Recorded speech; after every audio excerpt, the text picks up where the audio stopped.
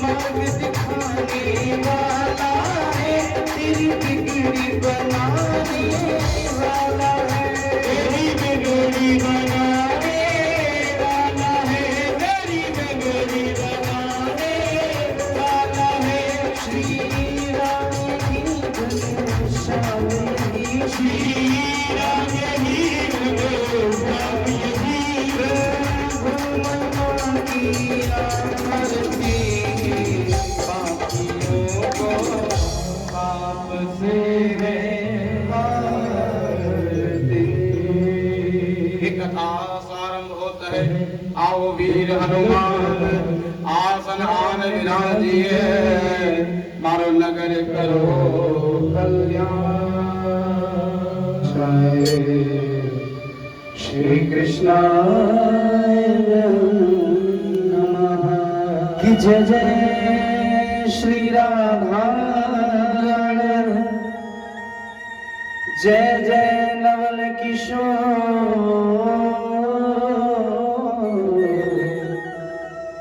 जय जय गोपी चित्र चोर प्रभु,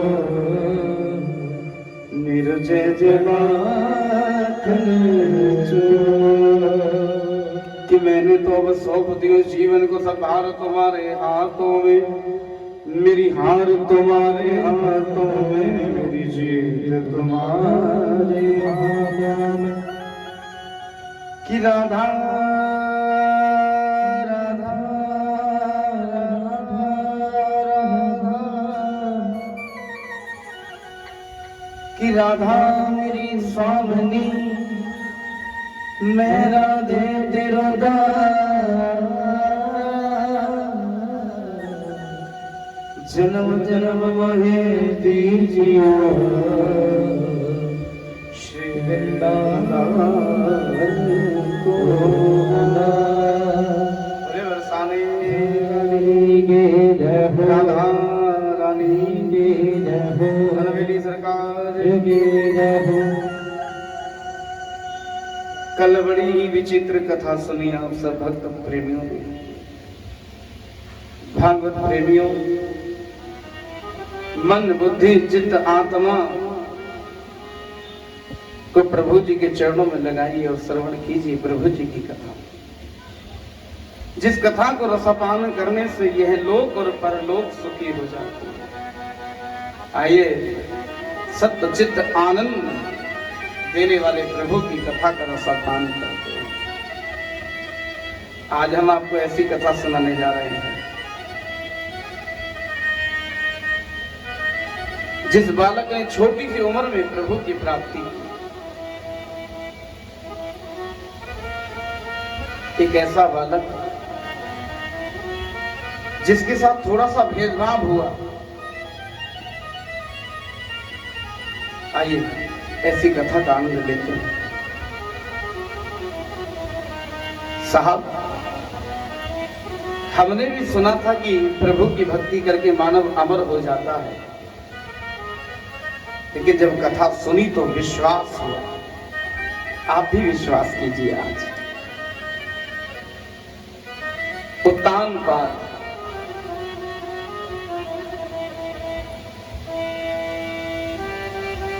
एक राजा है,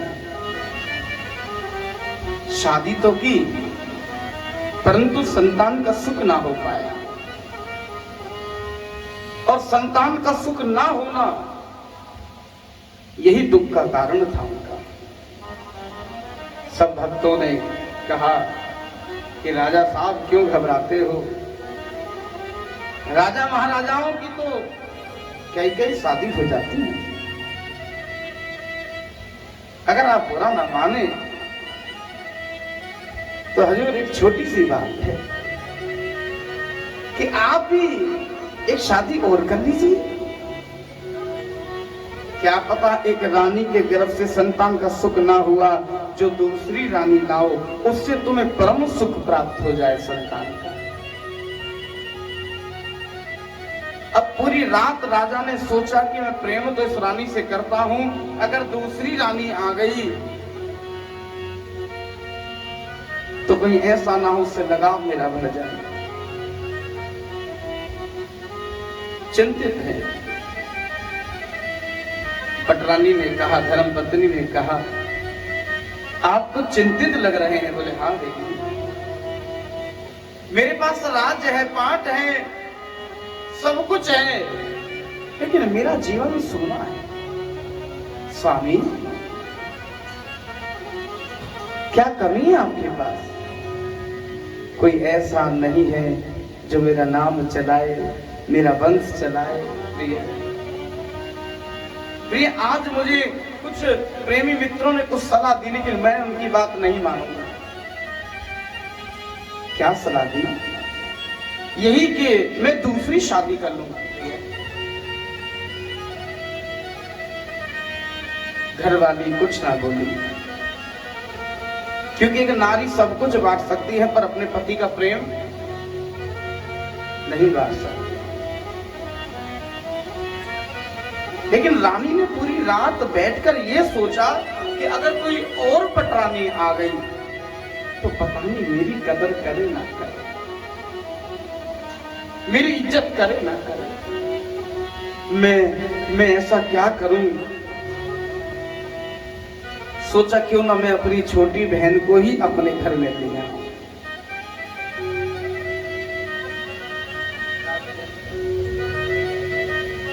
क्यों ना मैं अपनी छोटी बहन को ही घर में ले आऊं।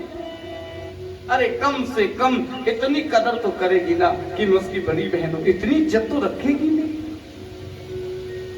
साहब, यही भाव लिया और सुबह सुबह राजा के कक्ष में चली गई। क्या कह रहे थे आप राज? आप दूसरी शादी करना चाहते हैं? नहीं प्रिय, अगर आप नहीं चाहती तो नहीं करेंगे।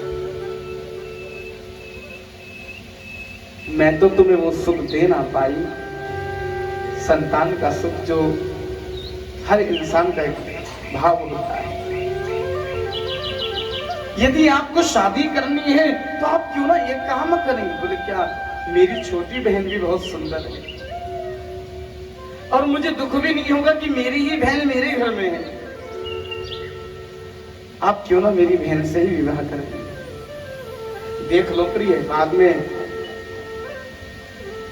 मन में कोई संशय ना पड़ जाए, शक ना पड़ जाए, मन में कोई दुख ना पड़ जाए। स्वामी नहीं, आप कर लीजिए। साहब यकीन करना, रानी ने कह तो दिया, जैसे राजा गए तो फूट फूट कर रोने लगी। उस ईश्वर को दोषी ठहराने लगी कि अगर तूने मेरी कोख भरी होती तो आज मेरा पति का बंटवारा ना करना पड़ता। जायदाद का बंटवारा हो जाता है, परंतु पति का। साहब, विवाह की बात हो गई, शादी हो गई, छोटी बहन आ गई। आज आप खुद फील करके देखिए एक बार कि बड़ी बहन अपने ही पति की प्रथम रात्रि के लिए तैयारी कर रही है। आंख भरी हुई है, रोती जा रही है। और साहब, समय व्यतीत हुआ, छोटी देवी गर्भवती हो गई। गर्भवती हुई तो दिन पे दिन रोती रहती है बड़ी रानी, अगर इसके गर्भ से संतान हो गई तो मेरी कदर तो और माटी में। रोज प्रभु से प्रार्थना करती थी, लेकिन साहब यकीन करना कि छोटी बहन के पैर ऐसे पड़े कि कुछ समय बाद बड़ी पटरानी भी गर्भवती हो गई। एक बार प्रेम से कहिए श्री राम। देखो, कई बार किसी किसी के पांव बड़े ही शुभ होते, आनंदमयी हो गई। दोनों के गर्भ से पुत्रों ने जन्म लिया।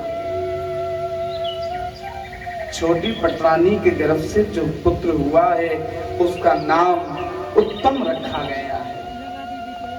और कुछ समय बाद ही बड़ी पटरानी के गर्भ से भी हुआ तो उस संतान का नाम ध्रुव जी रखा गया है। बोले ध्रुव जी महाराज।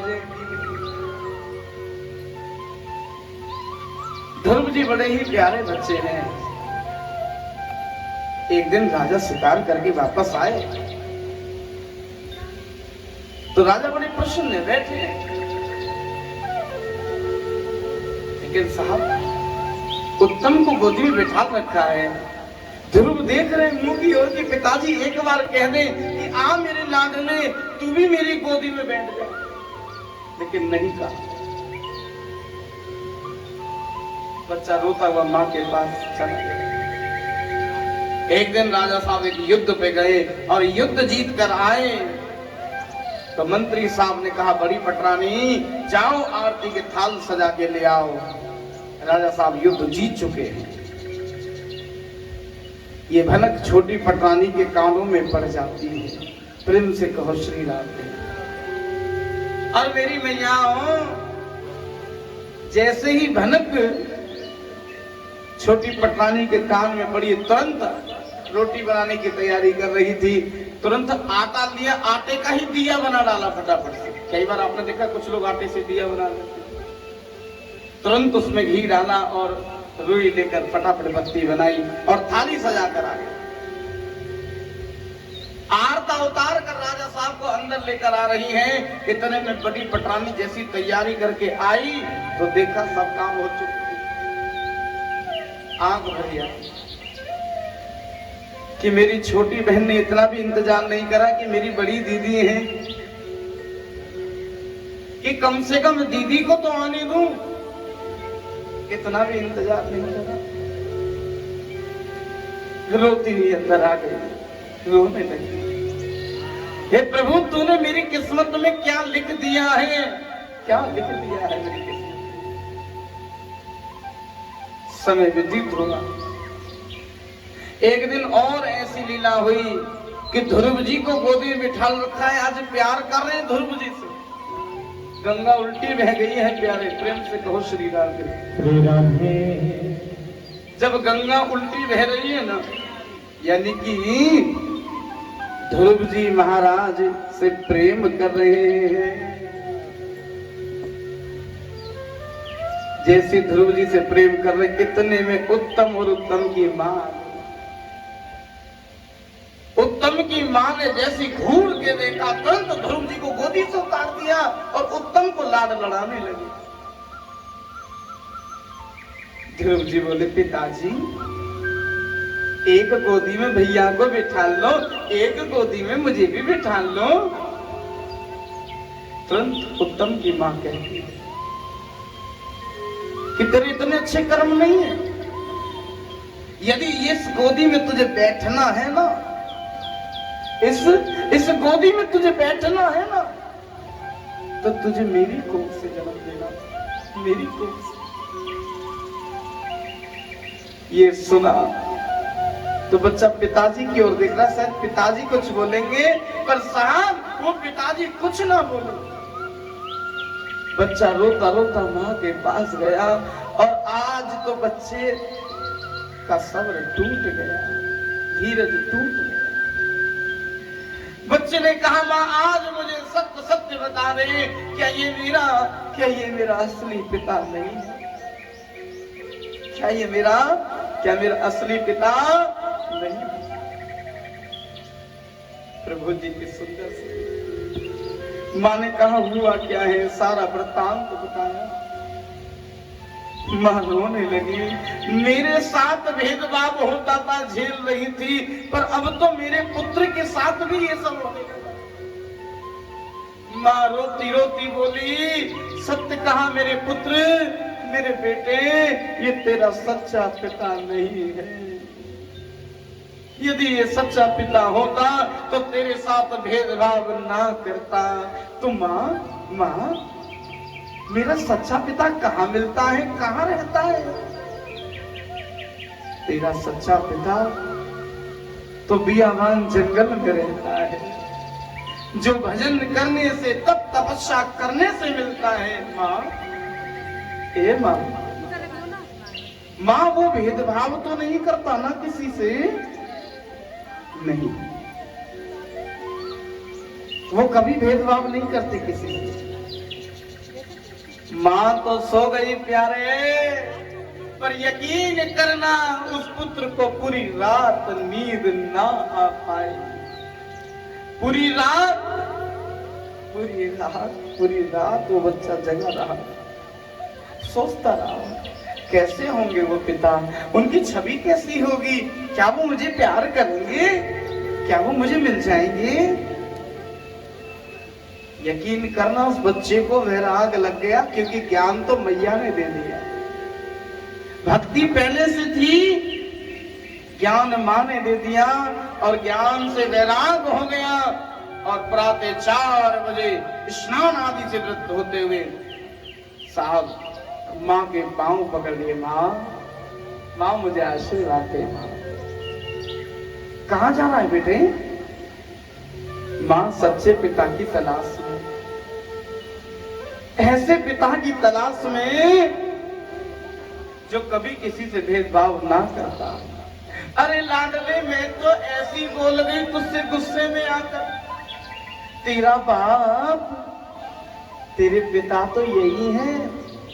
नहीं माँ नहीं, यदि मेरा ये सच्चा पिता होता तो अपने इस पुत्र के साथ भेदभाव ना करता, उस माँ को देखकर मुझे गोदी से ना उठा। मेरे लाडले मान जा। माँ ने लाख मनाया पर माँ ने ना मन बेरी, माँ ने ना मन बेरी। ये मन ऐसा भी वैराग ही हो गया, वैराग लेते हुए चलती है। माँ ने कहा रुक तो जा। सुन, जब तू मान नहीं रहा है, जिद कर रहा है, तो मेरी बात सुन बेटे। उस माँ के पांव छूकर जाना जिस माँ ने तुझे भेदभाव दिखलाया है, उस पिता के पांव छूकर जाना जिसने भेदभाव किया है। माँ तो उसके पांव छूने को कहते जो भेदभाव करते। बेटा कोई इंसान तुम्हें कड़वा बोले ना, उससे कुछ सीख ले लीजिए। जब जिंदगी में सीख लोगे तो आगे कामयाब और भी होगे। ये दुनिया है, यहाँ हर व्यक्ति कुछ ना कुछ सिखाता है। प्रेम से बोलो श्री राधे, जोर से बोलो श्री राधे। प्रभु जी के सुंदर सी लीला मेरी मैया। जैसे बेटा जाने लगा, माँ ने कहा बेटा देख जंगल में शेर मिलेंगे, हाथी मिलेगा, तू जरा सा है, तू 5 साल का है, तू कैसे रह पाएगा जंगल में? बोले माँ तू चिंता मत कर, गोविंद जिसके साथ है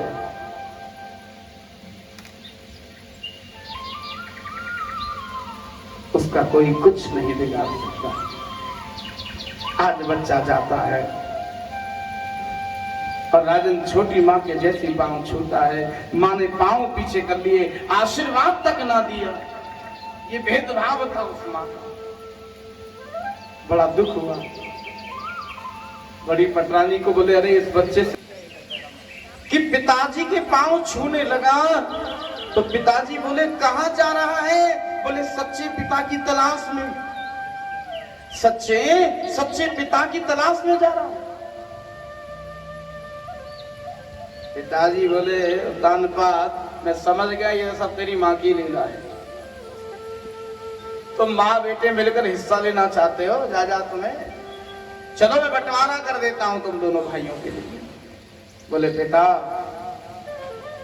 मैंने पैसा नहीं मांगा था, प्यार मांगा था जो तुम दे ना पाए। पांव छूकर चलती गई। पिताजी पीछे पीछे भागे। अरे रुक जा बेटा रुक जा, मुझे क्षमा कर दे मेरे बच्चे, मुझे क्षमा कर दे, रुक जा। बोले अब नहीं रुकूंगा, पहली बार सच्ची आंखें खुली हैं, अब नहीं रुकूंगा। ये बच्चा चल दिया जंगल में। अब जंगल में नदी के किनारे बैठ गए, लेकिन भगवान नहीं आए क्योंकि तरीका नहीं था बुलाने का। आह्वान करने का भी तरीका होता है। साहब 2 महीने बीत गए, प्रभु नहीं आए। बच्चा रोने लगा। अरे एक पिता ने भी भेदभाव कर, अब तुम भी ऐसे ही करोगे तो फिर कैसे होगा?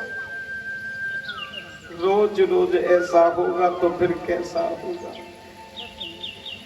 कोई आए ना आए पर देव ऋषि नारद आ गए। नारायण नारायण नारायण नारायण। अरे अरे बेटा क्या कर रहे हो?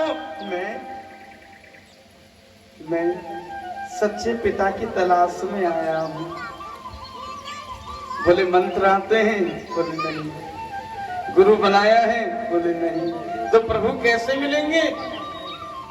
बोले महाराज मैं तो छोटा सा बच्चा हूं ना, मुझे मंत्र नहीं आता, मैंने गुरु नहीं बना।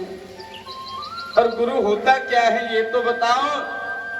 बोले गु माने अंधकार, रू माने प्रकाश, अंधकार से प्रकाश की ओर ले जाने वाला और प्रभु के दर्शन कराने वाला। तो फिर एक काम करो। बोले क्या? पहले कोई अच्छा सा व्यक्ति ढूंढो जो तुम्हें ज्ञान दे सके, तुम्हारा गुरु बन सके। ये कहकर नारद मुनि जाने लगे तो तुरंत बच्चे ने पांव पकड़ लिए। बोले रुक जाइए, रुक जाइए, रुक जाइए, रुक जाइए, मुझे कोई व्यक्ति मिले ना मिले पर एक तो मिल गया। बोले कौन? आप भी गुरु बन जाइए ना, कुछ सिखा दीजिए जिससे मुझे ऐसा पिता मिल जाए जो मेरे साथ भेदभाव ना करे। अच्छा वो मुझे गोदी में बिठा कर उतारेंगे तो नहीं? नारद मुनि वही पिघल गए, समझ गए इसे पैसा नहीं चाहिए, इसे कोठी बंगला नहीं चाहिए, ये तो प्यार चाहता है। नारद मुनि ने कहा सुन। बोले जब तूने मुझे गुरु मानी लिया है तो सुन। ओम नमो भगवते वासुदेवाय, इस मंत्र का उच्चारण करना प्यारे। भगवान तुझे जरूर मिलेंगे, क्योंकि भगवान निर्मल मन जन सोई मोह पावा, मोह को छल शूद्र कपट ईर्षा जलन नाही भावा। भगवान कहते हैं जो दयालु हो, सीधा हो, भगवान उसको जल्दी मिलते हैं। और मेरा दिल कहता है तू देखना तुझे जल्दी ही मिलेंगे। बच्चे ने भजन करा, फलहार पर करा, 2 महीने प्रभु नहीं आए। फलहारों का त्याग कर दिया 2 महीने, फिर भी नहीं आए। अब निर्जल व्रत रख लिया है। अब तो प्रभु को दया आ गई और साहब आज मेरे लक्ष्मी नारायण भगवान प्रकट हो गए। बोल लक्ष्मी नारायण भगवान की। आज प्रभु जी प्रकट हो गए। देख भक्त का भाव, प्रभु प्रकट हो गए। और बच्चे को लक्ष्मी ने उठाया और लक्ष्मी ने उठाकर साहब गले से लगा लिया। बच्चा बड़ा प्रसन्न हो रहा है। मांग बेटे क्या चाहिए तुझे? बोले माँ तो मेरे पास भी है, आपकी जैसी ही है, तो फिर क्या चाहिए? पिता, ऐसा पिता जो कभी किसी में भेदभाव ना करता हो, जो मुझे गोदी में बिठा ले और फिर बिल्कुल ना उतारे। बेटे क्या तुम्हारे पिता ने ऐसा ही करा था? हाँ वो तो नकली है ना। किसने कहा बेटे? मेरी माँ ने बताया, सच्चा पिता तो जंगल में रहता है। विष्णु जी बोले धन्य है वो माँ, धन्य जिसने अपने पुत्र को इतनी अच्छी संस्कृति, इतना सुंदर भाव। आज तुरंत गोदी बिठाना और गले से लगा लिया। मांग क्या चाहिए? बोले कुछ नहीं चाहिए। बोले सुन, जब तक मृत्यु लोक में तेरा जीवन है तुझे वो तो भोगना ही पड़ेगा। उसके बाद आशीर्वाद देता हूं 33,000 वर्ष का। तुझे गोदी से नहीं उतरने दूंगा, तुझे अपने पास रखूंगा। जब तू मेरे वैकुंठ आएगा तो तेरे नाम से एक लोक का मैं निर्माण कर दूंगा, जिस लोक का नाम होगा ध्रुव तारा। आज भी आपने देखा होगा ध्रुव तारा, भगवान ने आज भी धरती में नहीं उतरने दिया, उनके लिए अलग से एक लोक का निर्माण कर दिया। ये है प्रभु की कथा की महिमा, ये है प्रभु की भक्ति की महिमा। भावना सच्ची हो तो भगवान मिल जाता है। प्रेम से कहिए श्री राम।